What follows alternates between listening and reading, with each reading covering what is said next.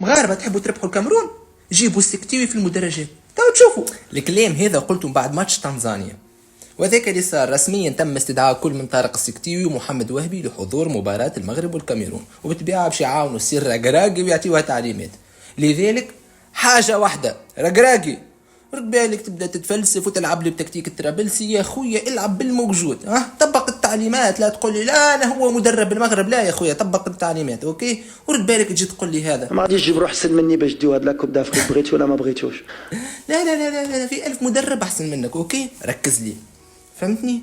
ومن بعد الماتش بربي لا يجيني واحد راسه مكعبر يقول لي الاربيتر ظالمنا، لا لا واش الاربيتر، الحكم مصري يا خويا، حكم مباراة المغرب والكاميرون مصري، وحكم مباراة مصر والكوتيفوار مغربي.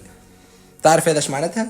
يعني نظبطك تظبطني اوكي، والا هتضرب حنضرب، هتكسر حنكسر. لذلك رسميا مباراة الكاميرون شكون فيها 3 مدربين، لكن هذا ما يمنعش كونه ماتش الكاميرون ماتش صعيب برشا، ويقول عكس هذا ما يفهمش في الكرة. اجي نعطيك سيناريو الماتش وتفكرني من بعد. اذا سجلت المغرب الاول خلاص الضغط ينقص، المعنويات تزيد، الثقة تزيد، الجمهور يشعل، خلاص باذن الله محسومة للمغرب. اذا سجلت الكاميرون الاول لا لا لا, لا وقت باش يصير ضغط، الرقراقي باش يتشتت، يولي السكتيوي يعطي في تعليمات وهبي يعطي في تعليمات، خلاص تولي فما ضغط على اللعيبة، تولي تسارع في المباراة، الكلها تحب تعدل فهمتني. دونك المباراة باش تصعب، لكن ما يمنعش باذن الله ربح مغربي اوكي. شفت في كلامي هذا الكل طلع شنو باش يكتبولك في التعليقات.